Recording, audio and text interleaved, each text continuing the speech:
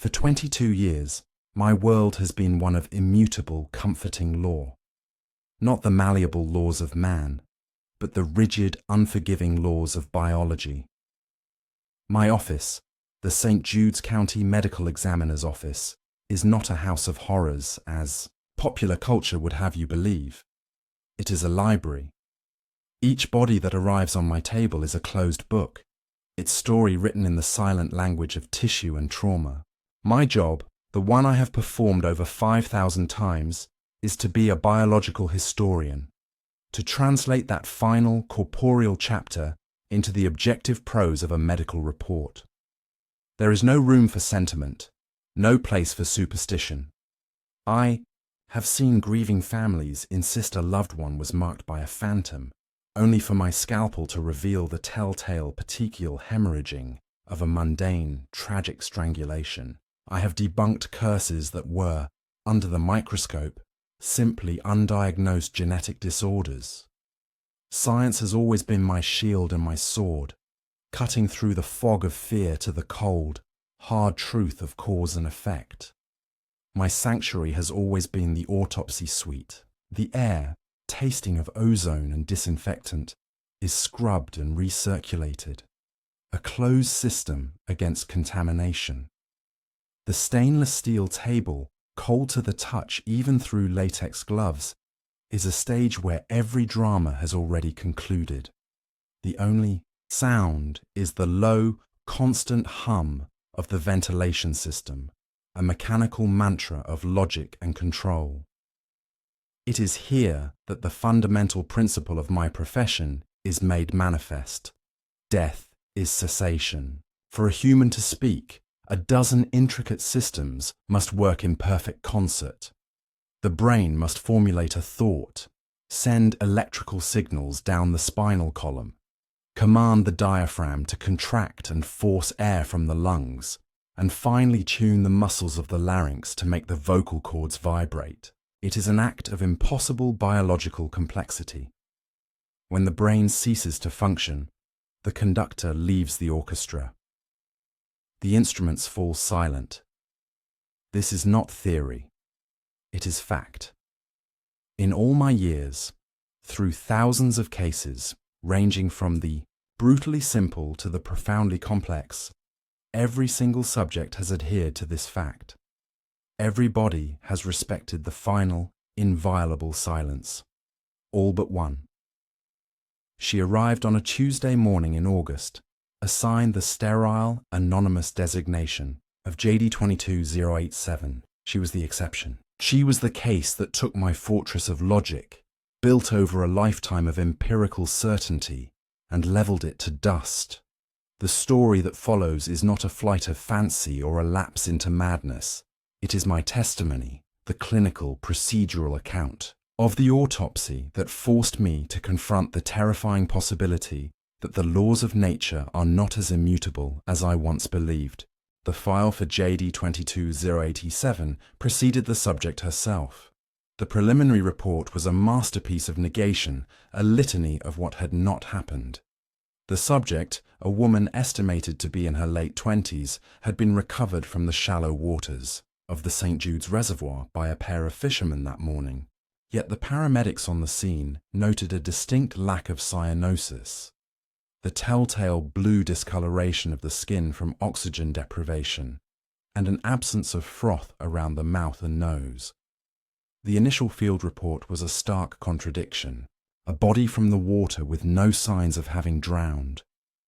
Now, lying on the stainless steel table under the glare of my surgical lamp, she was a perfect, pristine enigma. There were no marks of violence, no ligature furrows on the neck or wrists, no defensive wounds on her hands. The toxicology panel had been rushed. It came back completely clean. Her body was a blank page, and it fell to me to find the story. A real ghost, huh, Alistair? Dr. Ben Carter's voice, sharp with youthful enthusiasm, cut through the quiet hum of the suite. He entered snapping on a pair of gloves, his eyes already fixed on the monitor displaying her vitals, or lack thereof. I read the file. No trauma, no toxins, no drowning. I say we do a full MRI and spectroscopic analysis before we even touch her, see what the machines can tell us. I appreciated Ben's zeal. He was the best of the new generation, a mind that thought in algorithms and data points. "Let's start with our eyes and hands, Ben," I replied, running a gloved hand over the subject's cold, waxy skin. "The old ways still tell the best stories. We'll proceed with a standard external examination. Here in Suite 3, the isolation is prudent. Given the lack of initial data, we worked in practiced silence, a familiar rhythm of observation and documentation. I began at the head, dictating my findings into the small, voice-activated recorder clipped to my scrubs. Subject is a well-nourished Caucasian female. Lividity is fixed on the posterior aspect, consistent with TOD estimate. Cornea is cloudy. I leaned in closer, my penlight tracing the rim of her unseeing right eye to check for petechiae. It was then I heard it.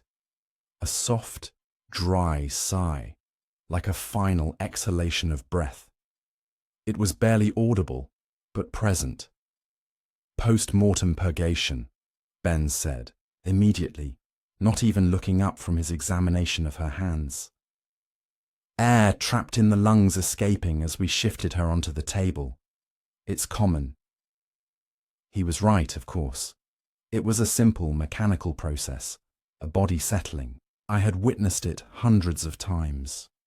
"Agreed," I dictated. "Note artifact sound, likely purgation." I continued my work, moving down to the neck, my fingers palpating the delicate structures of the throat, the hyoid bone, the thyroid cartilage. The room was utterly still again. The only sound, the low thrum of the ventilation. Then it came again. It wasn't a sigh this time. It had a texture, a frictional, sibilant quality that made the fine hairs on my arms stand on end. It was a whisper, thin and dry as dust, and it formed a sound that was terrifyingly close to a word. "So cold." I froze, my fingers resting on the clammy skin of her neck. My head snapped up to look at Ben. His face was pale, his eyes wide. He had heard it too. His methodical mind immediately jumped to a logical culprit.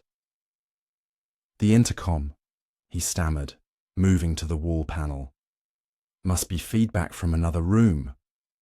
Or the recorder is picking up a stray signal." He fiddled with the controls, his movements jerky and uncertain. He found nothing. No crossed signals, no interference. But I hadn't been looking at the intercom. My gaze was fixed on the subject's throat. In those 22 years of my career, in every instance of purgation or gas release, there had always been a corresponding physical event, a slight rise in the chest, a vibration in the larynx, a movement of the lips. This time, there was nothing, no movement, no vibration under my fingertips. The sound had simply bloomed in the air, born from a silent, motionless corpse. The silence that followed the whisper was heavier and more absolute than any I had ever experienced in an autopsy suite. It was a vacuum where 22 years of certainty had ceased to exist. Ben, his face the color of bleached bone under the surgical lights, finally broke the paralysis. He didn't run. He didn't scream. He did what a good scientist does when faced with the inexplicable. He sought better data. His panic was channeled into a flurry of precise, focused activity. "We need to isolate the variable," he said, his voice tight but controlled. "If it's a sound, we record it properly. We measure it. We give it a physical value." He disappeared into the adjoining observation room and returned wheeling a cart laden with audio equipment. From it, he produced a laryngophone, a small contact microphone designed to pick up vibrations directly from the throat. He explained its function with the clipped cadence of a lecturer, trying to convince himself as much as me. It's used in speech therapy. It won't pick up ambient room noise, only vibrations emanating directly from the larynx. With hands that trembled only slightly, he affixed the device to the pale skin of Jane Doe's neck. Next, he positioned a high-sensitivity boom microphone on a stand, its head hovering inches from her parted lips. The room was now wired for a performance that could not possibly occur. With the instruments in place, I picked up my scalpel. There was only one way to proceed. Forward. I placed the blade at the top of the sternum. "I'm beginning the Y incision," I stated, my voice feeling alien in the charged atmosphere. A Y incision is the foundational procedure of any autopsy, a deep cut from each shoulder to the center of the chest, then straight down to the pubic bone. It is the key that unlocks the thoracic cavity, granting access to the heart, the lungs, the silent, broken engine of the body. My hand was steady. As I drew the blade downwards, it was a familiar path, one I had carved thousands of times. The scalpel traced its path through the sternum, and I switched to the bone saw to open the chest plate. The high-pitched whine of the tool filled the room, a familiar grounding sound. As the vibrations resonated through the table, it happened again. A distinct, sharp spike of green erupted on Ben's audio monitor.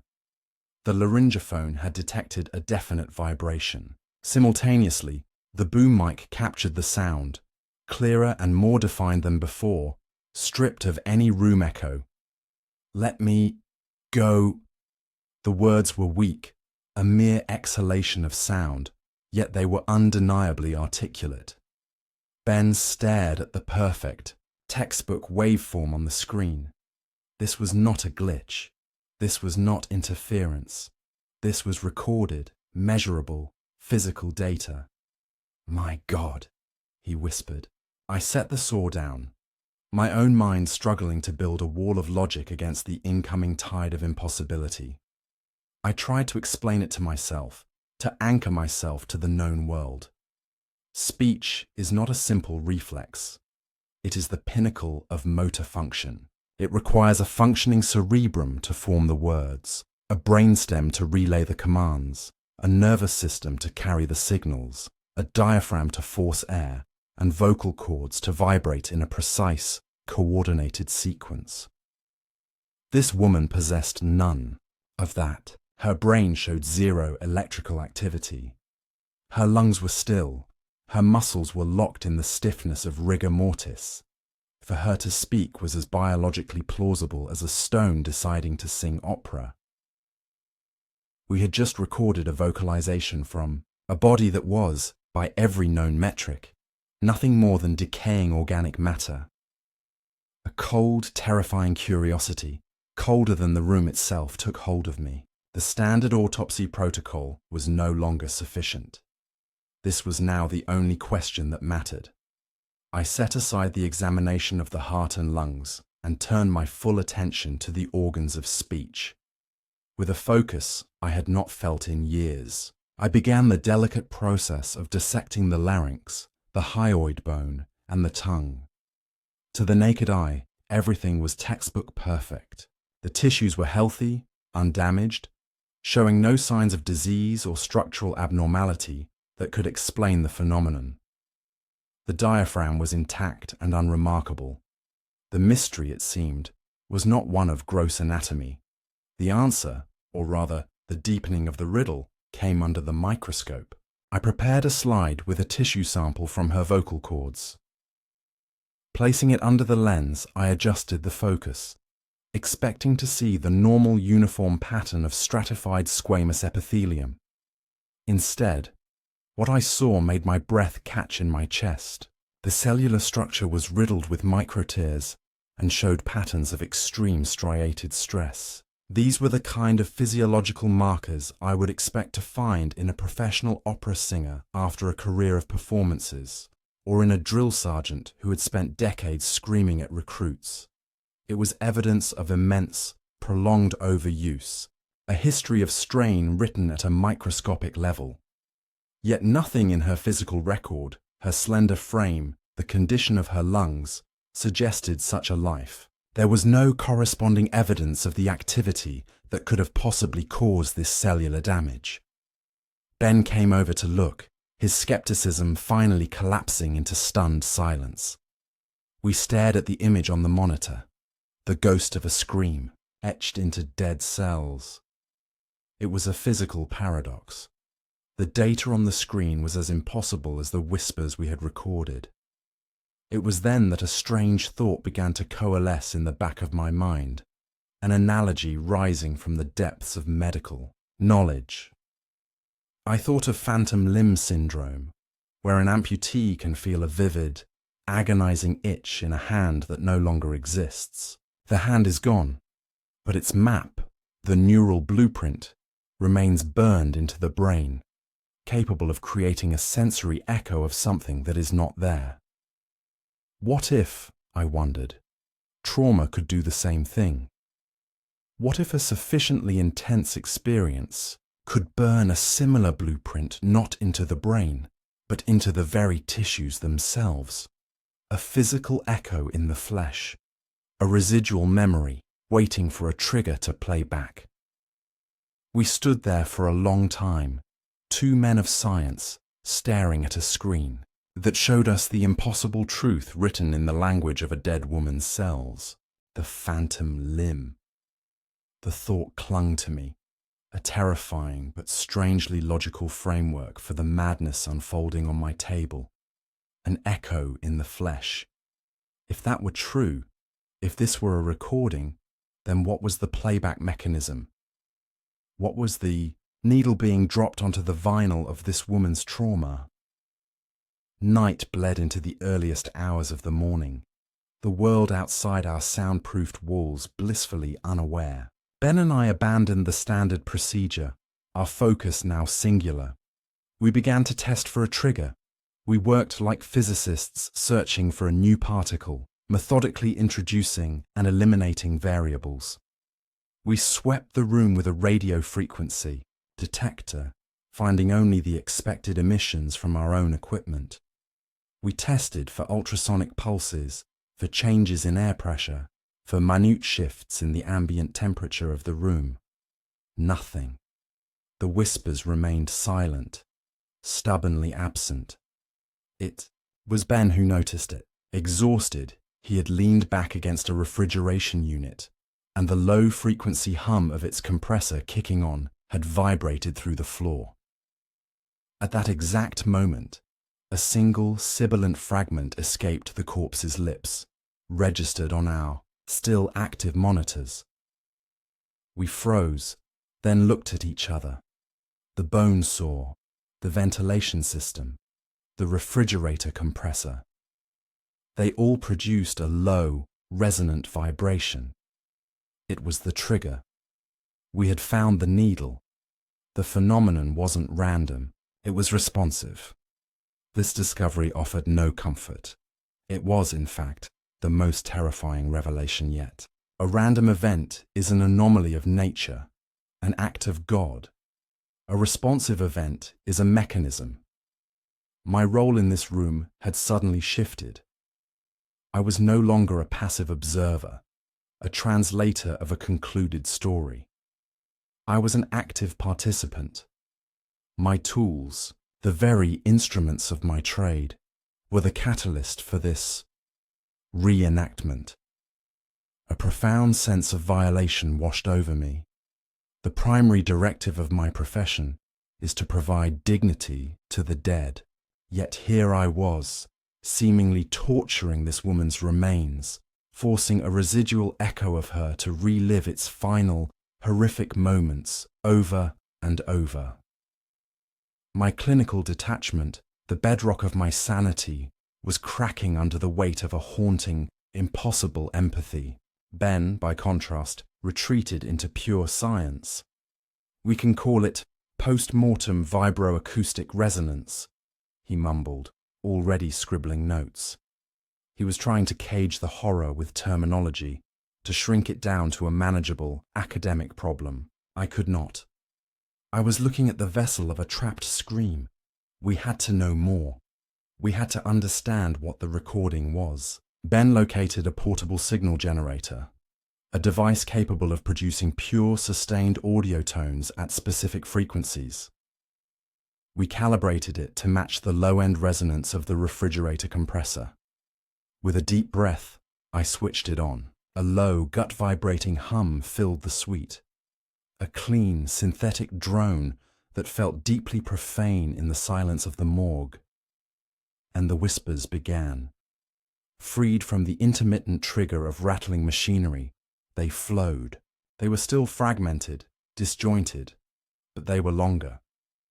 We recorded for 10 straight minutes, the monitor capturing every desiccated syllable.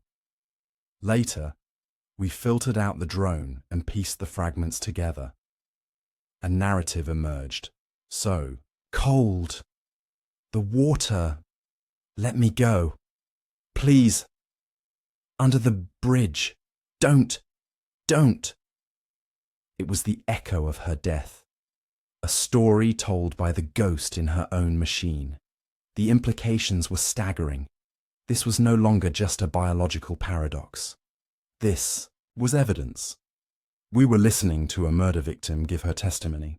The case had transformed from a medical enigma into the most impossible homicide investigation in history. I switched off the signal generator, and the room fell blessedly silent. I needed a moment to process this, to re-engage with the physical reality of the autopsy. I turned back to the dissected torso to collect a final tissue sample for biopsy.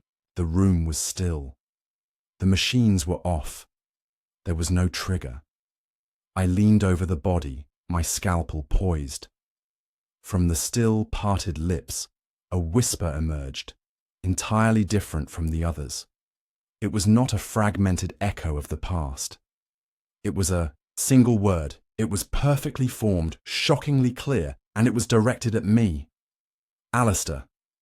A shockwave of ice and adrenaline shot through my veins. My muscles locked. The universe tilted on its axis. The echo should not be aware. The recording cannot know its audience. It was a fundamental violation of the very theory I was just beginning to form. My name, spoken by a dead woman on my table, was an event horizon from which my understanding of reality could never return. I heard a sharp gasp from Ben. Did you... My own voice was a strangled croak. It's on the recording, he whispered, his face ashen as he stared at his monitor.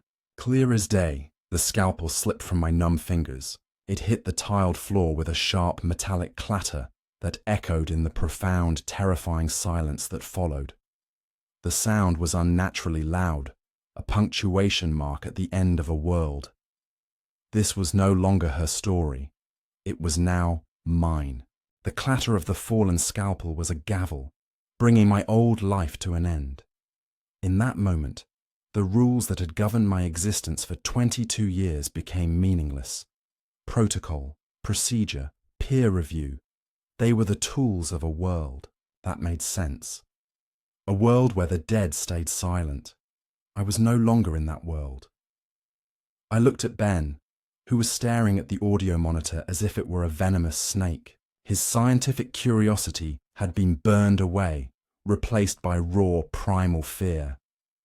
Seal the room, I said, my voice a low command. No one enters. No one. Log the official cause of death as pending further neuropathological analysis. That will buy us time. Alistair, what are we going to do? He asked, his voice cracking. We can't report this. They'll have us committed. Exactly, I affirmed, pulling off my bloody gloves with a sharp snap. Which is why, as of this moment, this is no longer an official investigation. What happens next is off the record. Are you with me? He simply nodded, his face pale but resolute. I understood the silent pact we were making. We were stepping outside the bounds of everything we knew, two men of science venturing into a darkness that had no name. My duty was no longer to the county or to the statutes of medicine. My duty was to the voice that knew my name, driven by the fragmented clues from the recording. We spent the next 36 hours in a sleepless haze of clandestine research. The words, "under the bridge," were our starting point. Cross-referencing missing persons reports with local geography, we found it. A police report filed 3 weeks prior for a car found abandoned near the old Millwater pedestrian bridge, a disused relic over a deep culvert on the edge of the county. The owner of the vehicle was a 27-year-old postgraduate linguistics student from the State University named Alara Vance. Her photograph matched our Jane Doe. We finally had a name for our ghost. As we dug deeper into Alara's life, the pieces began to click into place with a sickening precision. Her doctoral thesis was titled Echoic Phenomena and Traumatic Memory Retention in Auditory Pathways. She was studying the very thing she had become. Then we found the final piece, a restraining order, filed 6 months ago against one of her former professors, a Dr. Julian Croft, a man whose pioneering and controversial work was in the field of bioacoustics and resonant cellular frequencies. The logical mystery was crystallizing, not around a phantom, but around a human monster. I found Dr. Croft in his university office, a cramped space overflowing with books and esoteric-looking audio equipment. He was a man in his late 50s, with an air of dismissive intellectual superiority. I did not present myself as a medical examiner. I was merely a man with a scientific question. I didn't speak of murder or a body on my table. I spoke of a theoretical phenomenon. I laid out my nascent theory of residual bio-resonance, describing a hypothetical scenario where intense, low-frequency sound could be used to imprint a traumatic event onto cellular tissue, turning the body itself into a biological recording medium. Croft listened with a detached amusement that slowly morphed into an arrogant, proprietary gleam. "An interesting thought experiment," he said, steepling his fingers. "You're skirting the edges of my own research, though your terminology is crude." He believed I was a rival, an amateur stumbling onto his great work. And in his hubris, he began to explain. He spoke of Alara not as a person, but as the ideal medium. He boasted of his experiments, of subjecting her to sustained, low-frequency resonance while inundating her with specific auditory and psychological tortures. He wanted to prove that memory wasn't just an electrochemical process in the brain, but a physical state that could be encoded into the very flesh. "She was a magnificent success," he said, his voice devoid of any emotion save pride. "I encoded her final moments perfectly, a permanent record." He admitted to disposing of her body in the reservoir, assuming the water would quickly degrade the cellular structures, rendering his masterpiece inert and undiscoverable. He had not confessed to a murder.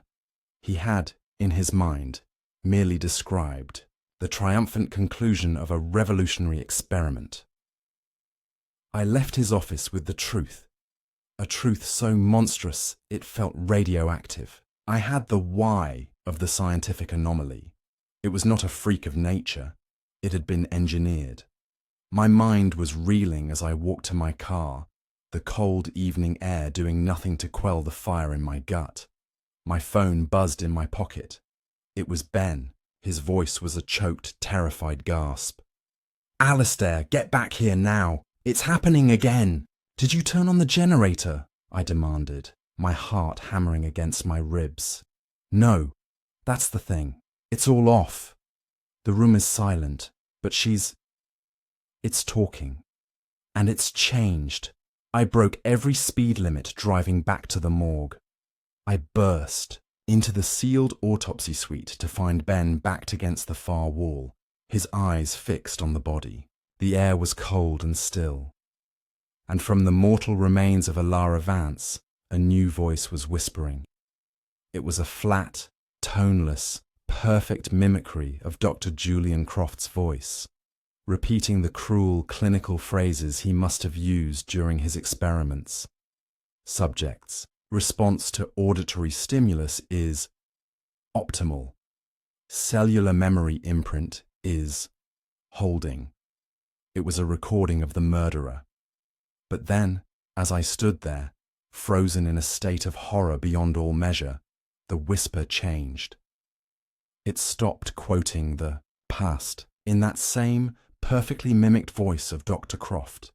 It uttered the last two words I had spoken to him in his office, a phrase it could not possibly have heard. Residual Bio-Resonance. The world dissolved. My theory was wrong.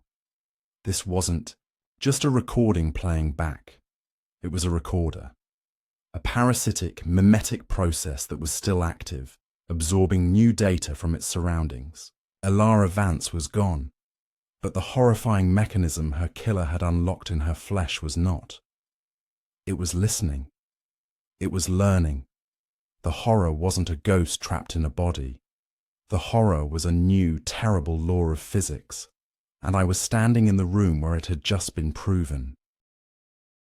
My office had always been a refuge, its walls lined with textbooks that contained the sum of human knowledge about our own biology.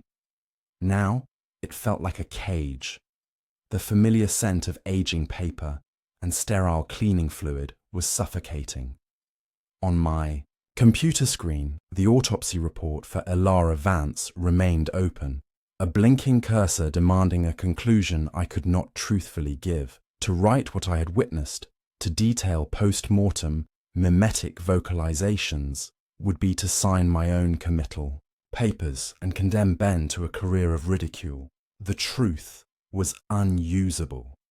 Justice, I realized with a profound sickness in my soul, required a lie. My fingers, which had so skillfully wielded a scalpel to uncover truth, felt clumsy and foreign on the keyboard as I began to type the great compromise of my life. I described the lack of physical findings. I noted the environmental context of her discovery.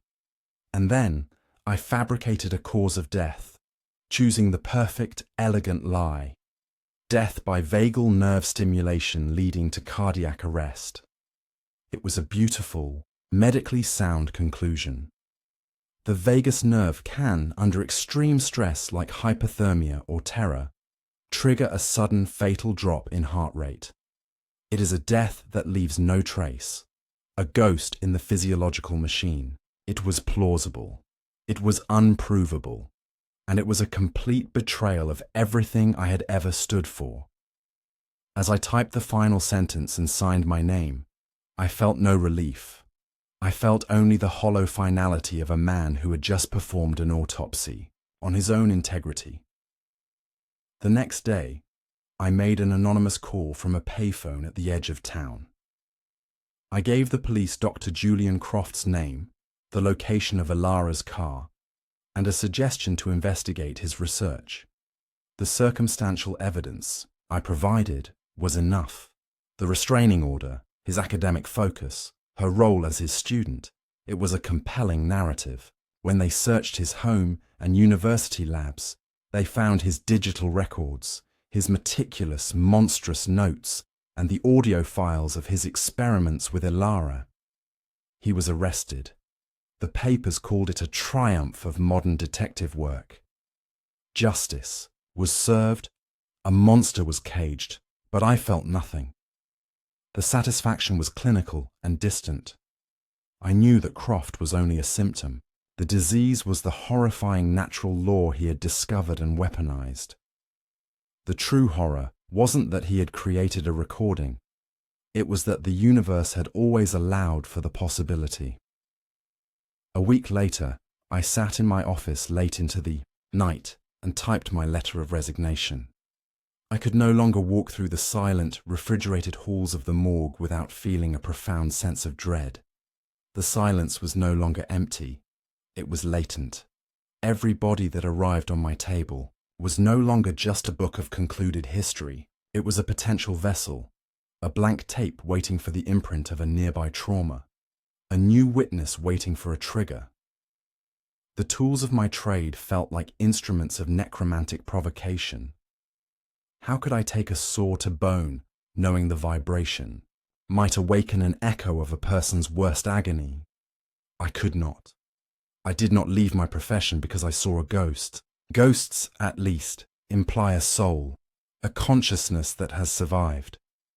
What I witnessed was so much worse. I left because I learned that the barrier between memory and matter, between a thought and the flesh it inhabits, is terrifyingly permeable. I learned that trauma can achieve a kind of horrifying physical immortality, and that death is not the end of a story, but merely the moment it can be recorded in the most immutable way. I sit now in a world that is fundamentally different from the one I inhabited before JD 22087. It is a world where I am painfully aware that the dead may not speak, but that does not mean they aren't listening. It does not mean they aren't recording, and it does not mean they are not waiting in the cold and the dark for the right vibration to whisper back.